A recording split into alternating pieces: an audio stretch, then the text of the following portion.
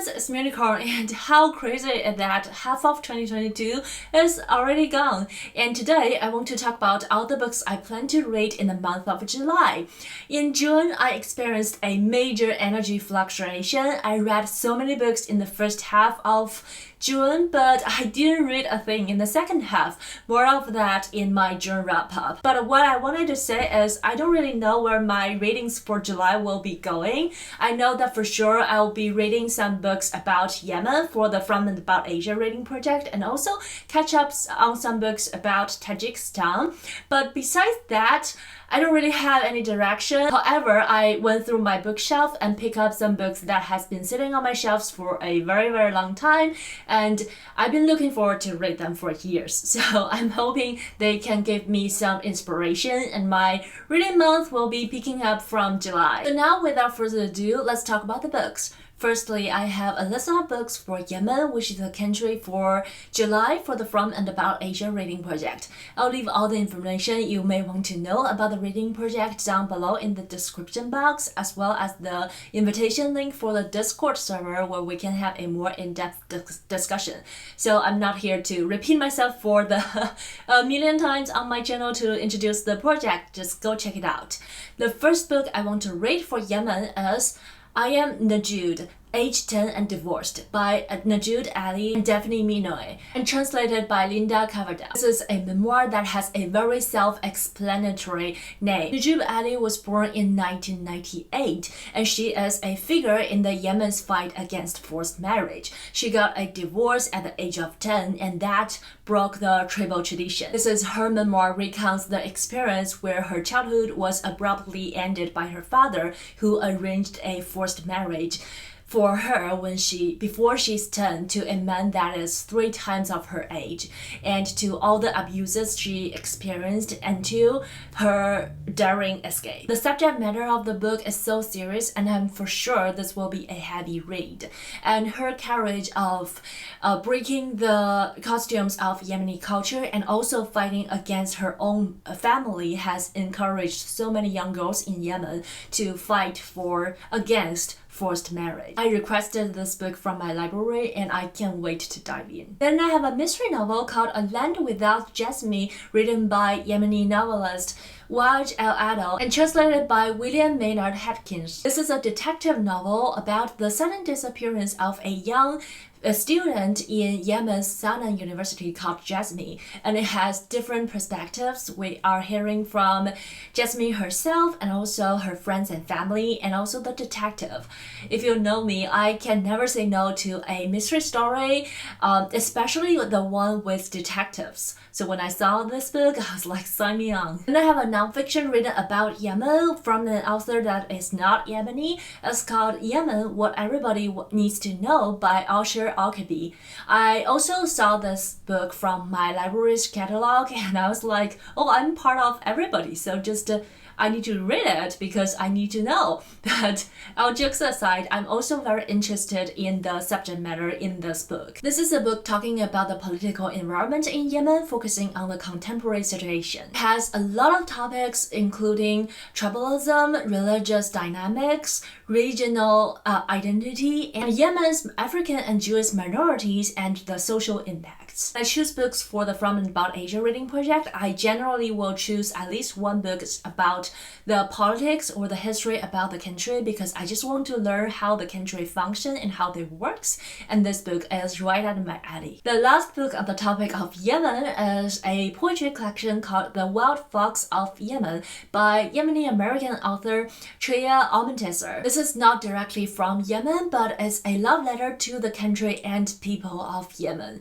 It is also the portrait of how a young Muslim lived in New York City after 9/11. This book navigates between two cultures, Yemeni and American, and also deals with topics like immigration, dreams, sexuality, identity, racism, war, and a lot more. This book was longlisted for the National Book Award for Poetry, and I've heard the poems are so beautiful, and I'm really looking forward to it. Following, I have a list of books that I picked up, and I hope they can inspire me for a better reading month. month. The first book is actually a pass down from last month's TBR, and it is Shirley by Charlotte Bronte. As you may know that I'm reading my Penguin English Library collection this year from the longest to the shortest, and this has been the second time I'm featuring this book on my TBR, and I don't really want to talk too much about it, only that I heard it's phenomenal and it's Charlotte Bronte, and I haven't get it last month, so I hope this month I'll have time to dedicate it to this book. Next up, I have The Story of a New Name by Elena Ferrante and translated by Ann Goldstein.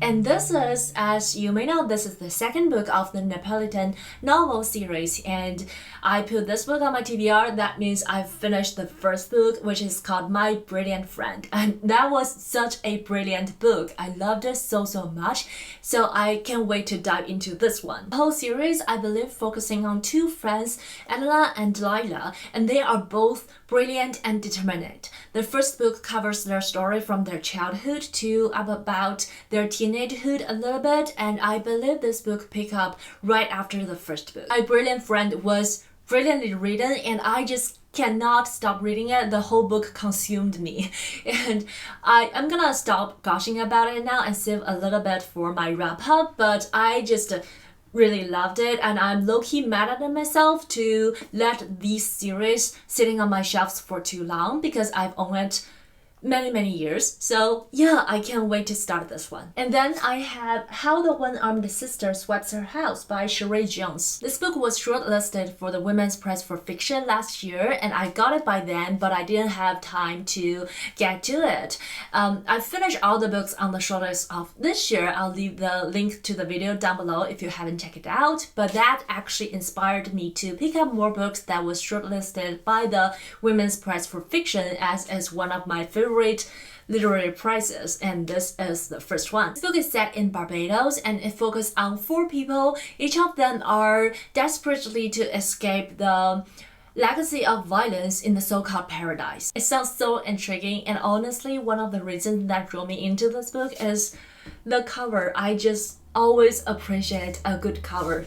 I love it. It's so beautiful. And then I have a short story collection that, again, I've owned for many years. I'm kind of happy that I'm picking up books that I own for a while now on my bookshelf, not like getting new books and read the fancy, shiny new titles, you know. But this book is Invisible Cities by Italo Calvino and translated by William Weaver. This is one of Calvino's most popular books, and it's written in the format of a series of conversation between Marco Polo and Kublai Khan. Marco Polo, as we know, is a famous world traveler back in the days, and they're talking about all the different cities that Marco Polo has visited. I believe those cities are all fictional, but they also have some medical tied with our real world. This book has been on my radar for more than 10 years, and I've owned this copy for many years also.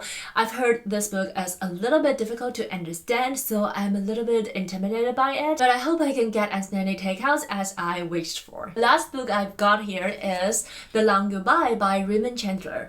Raymond Chandler is a writer that I've always wanted to read from as a mystery reader. He is an iconic American mystery writer and the founder of the hard-boiled school of detective fiction, which is a subgenre of mystery that I don't read enough from. As you may know that I read a lot of Japanese mystery, but not enough from other countries, other places, and other styles. So Raymond Chandler has been one of the writers that I want to try for a while. And this book is actually the 6th book in a series, but I'm really sure you can read it as a standalone, so I'm just do that. And that's all the books I plan to read for July. And as far as my energy level go, I'm actually pretty stable, my energy right now, but I just hope that I don't get another energy dip and I'm able to go through most of the books in this TBR. Please let me know if you have read any of the books in my TBR and what do you think about them. Do you have recommendations which books I should get first, and what do you plan to read in July? And also don't forget to say hi in the comment section down below. Thumbs up to this video if you liked it. I wish you happy reading, stay healthy, stay safe. I'll see you in my next bookish video. Bye!